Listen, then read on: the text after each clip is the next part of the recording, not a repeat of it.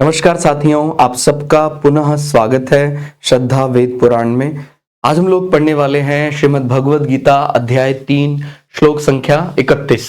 इससे पहले हम लोगों ने अध्याय 1, अध्याय 2 के सभी श्लोक अर्थ सरल हिंदी भाषा में रिकॉर्ड कर दिए हैं। आप में से कोई भी व्यक्ति भगवद गीता को सरल हिंदी भाषा में समझना चाहता है तो आप हमारे चैनल में आए, जहां आपको भगवद गीता नाम से प्लेलिस्ट मिलेगी।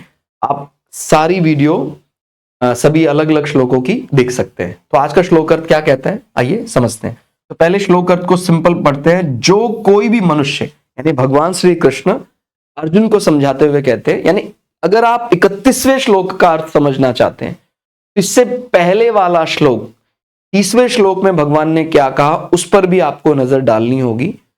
जो कोई मनुष्य दोष दृष्टि से रहित और श्रद्धा युक्त होकर मेरे इस मत का माने जो अभी भगवान ने बताया 30वें श्लोक में, मेरे इस मत का सदा अनुसरण करते हैं, वे भी संपूर्ण कर्मों से छूट जाते हैं। ठीक हो गया। यहां कर्मों से छूटने का अर्थ है कि जिस कर्म का ना तो मुझे कुछ पुण्य मिलेगा लेकिन ना ही मुझे कुछ पाप मिलेगा, जन्म जन्मांतर के चक्कर से मुक्त हो जाना, यानी यही तो हमारा लक्ष्य है।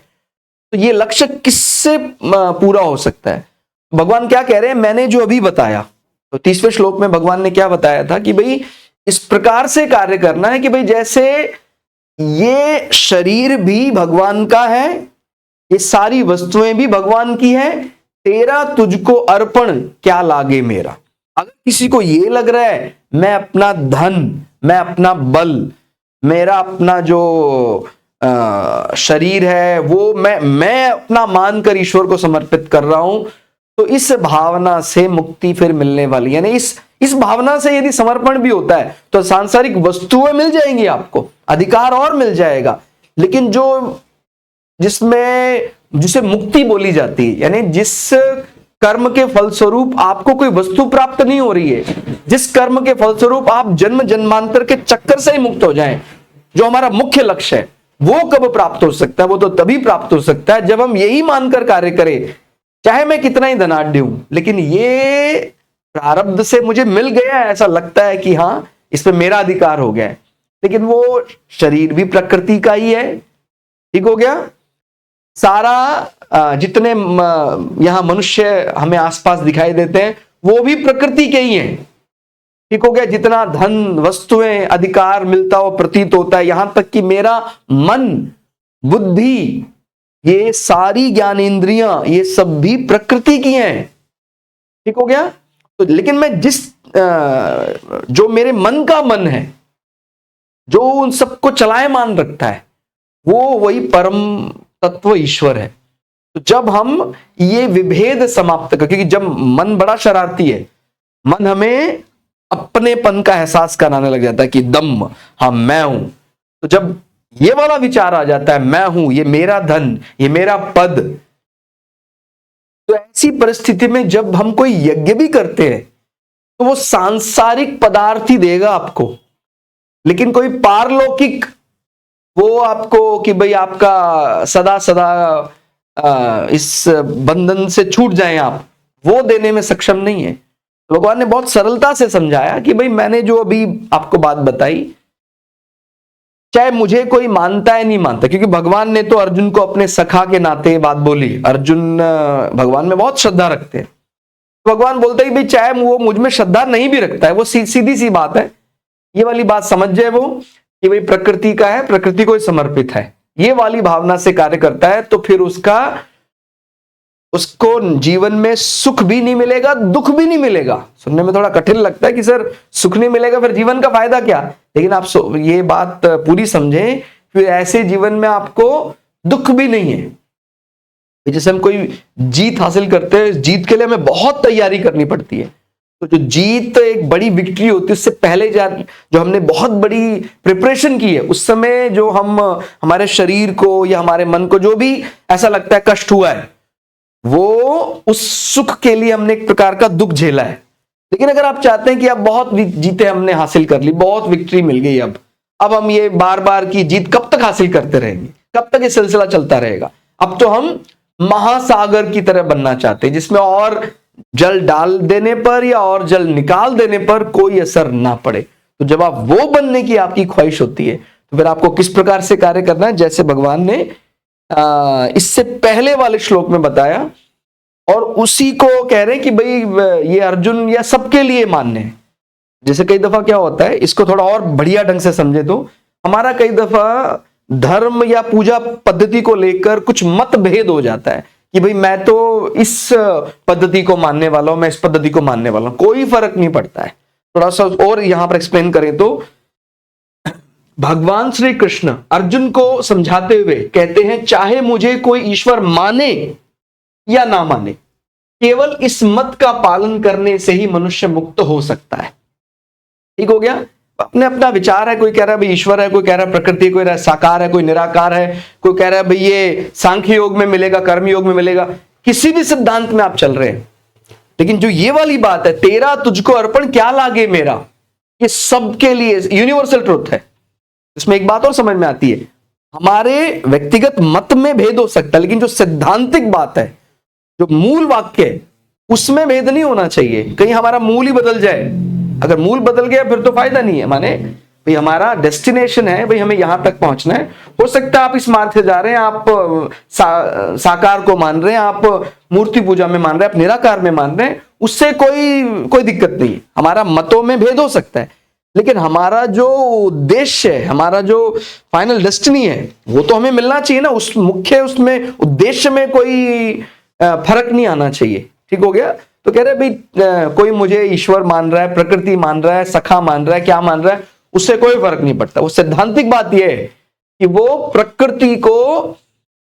प्रकृति से मिलने वाली वस्तुएं इस भाव से समर्पित करा, भाई मेरा कुछ नहीं था, प्रकृति ने दिया, प्रारंभ से ऐसा मुझे मिला।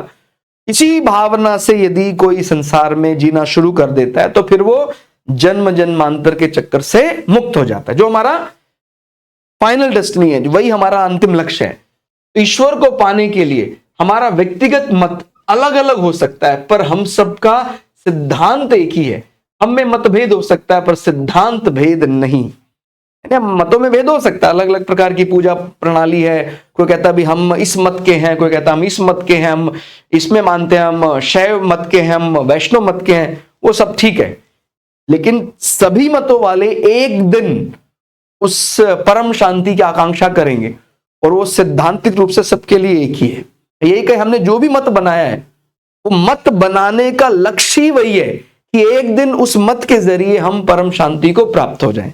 किसी को भी पूछो, किसी का मत, चाहे वो हमें थोड़ा लगता है भाई ये तो इसका देवता थोड़ा सा हमें ऐसा लगता है, थोड़ा तामसिक ऐसा लगता है प्रथम दृष्टा, उसका भी वही कि भाई मुझे शांति चाहिए, मुझे परम शांति चाहिए। तो परम शांति तो वही मिल सकती है।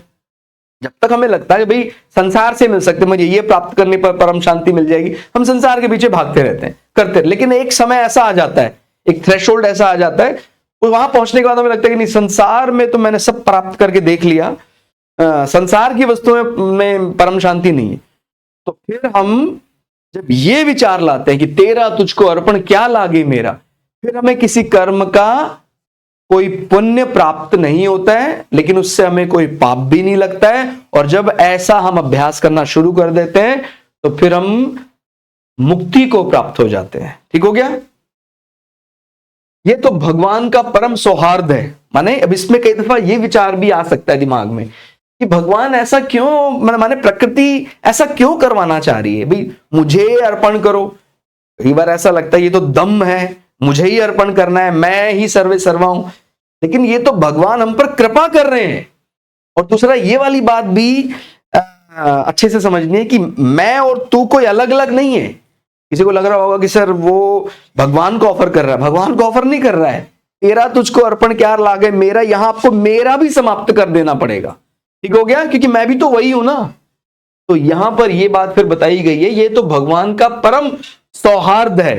यानी जब तक मेरी बुद्धि में भी भेद है कि मैं वो, तो ये अब इस प्रकार से समझ सकते हैं कि यह तो भगवान का परम सौहार्द, करुणा, वात्सल्य ही है कि अपने में कोई भी कमी और आवश्यकता ना होने पर भी केवल मनुष्य के कल्याण के लिए, यानी जनमानस का कल्याण हो जाए, वे समस्त कर्मों को अपने अर्पण करने के लिए कहते हैं। ठीक हो गया। जब हम हमारा बुद्धि का स्तर और बढ़ जाएगा तो फिर इस वाक्य में हमें फिर से एडिट करना पड़ेगा कि भाई यहां पर, क्योंकि अभी तो हम उस दृष्टि से देख रहे हैं मेरा, और जब हम मेरा और सामने वाले का अंतर समाप्त कर देंगे तो फिर हम तो कह रहे हैं मेरा ही मुझको अर्पण, तो ये वाली भावना आने लग जाएगी। ठीक हो गया। तो ये ध्यान रखना है कि हम, हमारी जो जीवात्मा है वो भी परमात्मा ही है, परमात्मा का ही अंश है, परमात्मा का ही प्रकाश है। तो इसीलिए कोई इस प्रकार का यहां दम या अहंकार नहीं कि भी मेरी पूजा करने से ही तू परम पद को प्राप्त हो जाएगा। ठीक है, वो एक प्रकार का निस्वार्थ भावना से की गई प्रकृति की सेवा है। और यहां पर एक बात और, यहां बड़ी बहुत बड़ी बात है कि हम जब भी किसी के लिए कोई ऐसा कर्म करेंगे, जैसे हम मान लीजिए किसी को दान करते हैं, कोई ऐसा चैरिटी करते हैं, तो हमारी गारंटी और वारंटी, अगर कोई मुक्ति के लिए काम कर रहा है तो गारंटी और वारंटी किसी और को नहीं लेनी है। किसको लेनी है? अपने को लेनी है, क्योंकि वो सारा खेल हम स्वयं ही तो वो है ना। तो जब हमारे अंतर मन में ये बात आ जाती कि नहीं, मैं जानता हूं कि मैं पूरी तरह शुद्ध हूं, तो ही वो मुक्ति का पात्र बन सकता है। और उसको लगता है कि नहीं, सामने वाले ने कहा है लेकिन मेरे अंतर मन में तो कुछ और कलह चल रहा है, मेरे अंतर मन में तो कुछ और द्वंद्व चल रहा है, वो फिर आपको चाहे सांसारिक लाभ दे दे, वस्तु का लाभ दे दे, लेकिन आपको मुक्ति नहीं दे सकता है, जो हमारा अंतिम लक्ष्य है। तो आपको ये बात ध्यान से समझनी है कि जो भी समर्पण है वो किसी के कहने पर कर दिया, एक तो ये दृष्टि है, एक उस समर्पण की दृष्टि मैं जानता हूं कितनी शुद्ध है, मैं पूरी तरह से अपने ईश्वर को मैंने सब कुछ समर्पित कर दिया, उसकी गारंटी और वारंटी किसी और को सर्टिफाइड करने की जरूरत नहीं, मैं जानता हूं मैं कितने हृदय से अपने ईश्वर को चाहने लगा हूं। तो जब इतना ज्यादा समर्पण हो जाता है तो ईश्वर मिलना ही है ना। लेकिन केवल समाज के दिखावे के लिए हम समर्पण कर रहे हैं, गायन कर रहे हैं, वादन कर रहे हैं, नृत्य कर रहे हैं, इन्हें केवल कोई देख रहा है, वो मुझे अप्रूव कर देगा, तो सांसारिक भोग की वस्तुएं तो मिल जाएंगी, हो सकता है कोई आशीर्वाद, कोई सांसारिक ऐसी चीज मिल जाए, लेकिन जिसको मुक्ति की कामना है उसको गारंटी और वारंटी खुद ही लेनी पड़ती है। तो ये बात हमें ध्यान रखनी है कि भाई यहां पर चूक नहीं है जरा सी भी। मैंने एक कर्म किया है, मेरे मन में ये बात एकदम क्लियर हो गई है कि भाई ये कर्म मैंने प्रकृति को समर्पित कर दिया, यहां पर जरा सी भी शंका नहीं है। और जब शंका नहीं है तभी वो मुक्ति का द्वार खुल जाता है। ठीक हो गया।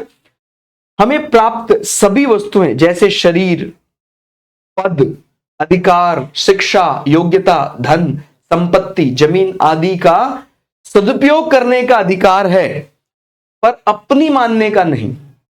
ठीक हो गया। यानी ये इसी प्रकार की बात इससे पहले वाले श्लोक में कही गई थी, 30वें श्लोक में, कि हम अपने संसार से मिलने वाली जितने भी है, ध्यान रखना है हम शरीर को भी अपना नहीं मान रहे हैं, यहां पर हमारा मन इसको भी अपना नहीं मान रहे हैं। ठीक हो गया। ये भी कहीं ना कहीं माया की शरारत है। ठीक हो गया। हमें ऐसा लगता है ये इतना मैं हूं लिमिटेड, इतना ही मुझे लिमिटेड बता, शरीर तक सीमित रख लेता है, और फिर उसके बाद शरीर मानते फिर अलग अलग प्रकार की चीजें, शरीर से मुझे सुख और दुख ये सब चीजें बनने लग जाती है। तो क्या बोल रहे हैं? शरीर, पद, अधिकार, शिक्षा, योग्यता, धन, संपत्ति, जमीन आदि का सदुपयोग करें आप। अधिकार तो माने क्या, आप संसार में जो जिसकी जो इच्छा वो कर ही रहा है, लेकिन जो मुक्ति चाहता है, ठीक हो गया, उसको हम क्या बोल रहे हैं? वो सच में अधिकारी है यदि मुक्ति के लिए, तो उसको इसी प्रकार से कार्य करना है कि वो इनका सदुपयोग करने का अधिकारी तो है, लेकिन उसको अपनी मानने का अधिकारी नहीं है। ये मेरा है। ठीक हो गया। ध्यान रखना है, मेरा माने वो है तो परमात्मा का ही अंश, लेकिन केवल अपने को एक सीमित दायरे में देखने लग जाता है, जब वही गड़बड़ हो जाती है। ठीक हो गया। तो ये हमें ईश्वर का है, ईश्वर को ही समर्पित करना है। और जब हम इसका बार बार अभ्यास करते हैं तो एक दिन में ये विचार भी समझ में आ जाता है कि जिसको हम ईश्वर का है, ईश्वर को समर्पित करने की बात कर रहे हैं, वही अंश तो हमारे अंदर व्याप्त है। एक प्रकार से ये तो अपनी ही शुद्ध पूजा है, उसी जीवात्मा की ही शुद्ध पूजा है। ठीक हो गया। तो इस प्रकार से अपने को समझना है कि कोई भी मत अलग अलग मानने वाला व्यक्ति भी है, वो भी यदि सच्चे हृदय से इस श्लोक अर्थ को धारण कर लेता है, यानी दोष दृष्टि से रहित, मतलब दोष ना निकाले फिर वो, और श्रद्धा हो जाए उसके मन में उत्पन्न होकर मेरे इस मत का सदा अनुसरण करे वो, कि भाई प्रकृति का है, प्रकृति को समर्पण, मैं कहां देने वाला हूं कुछ। भाई भगवान, ऐसा लगता है ना संसार में हमने बड़े बड़े आविष्कार किए हैं, भगवान की ही प्रेरणा से, ये भगवान ने हमारी बुद्धि में वो डाला है विचार, तब हमने आविष्कार किया है। तो जब हमारे मन में ऐसा विचार आ जाता है तो फिर सरल हो जाता है मार्ग मुक्त होने का। ठीक हो गया? मतलब ऐसा नहीं है कि संसार के भोग नहीं भोगने, संसार के भोग भोगने, लेकिन किस विचार से भोगने। वो बोले ना कि भाई सदुपयोग करने का अधिकार तो है आपको, वो जो आप संसार में वस्तु उनका सदुपयोग करें आप, लेकिन अपना मान के बैठे हुए हैं कि संसार से कभी जाना ही नहीं पड़ेगा, तो फिर चपत लगनी है, फिर तो हमारी पिटाई होनी ही है। ठीक हो गया? यानी एक स्तर ऐसा आता है जब हमें संसार का कोई भी पद, संसार की कोई भी वस्तु, हमें कोई सिद्धि नहीं चाहिए, हमें तो मुक्ति चाहिए। तो जब ये वाली हमारे मन में एकदम ये विचार बहुत तेजी से पनपने लग जाता है, तो फिर हम भगवान के इसी श्लोक का अनुसरण करने लग जाते हैं और अपने आप ही बड़ी सरलता से मुक्ति को प्राप्त हो जाते हैं। तो आज के श्लोक में इतना ही। श्लोक अर्थ आपको कैसा लगा कमेंट करके जरूर बताइएगा। मिलते हैं अगली क्लास में, तब तक के लिए जय श्री भगु पराशरा, जय श्री शुक्राचार्य, नमस्कार।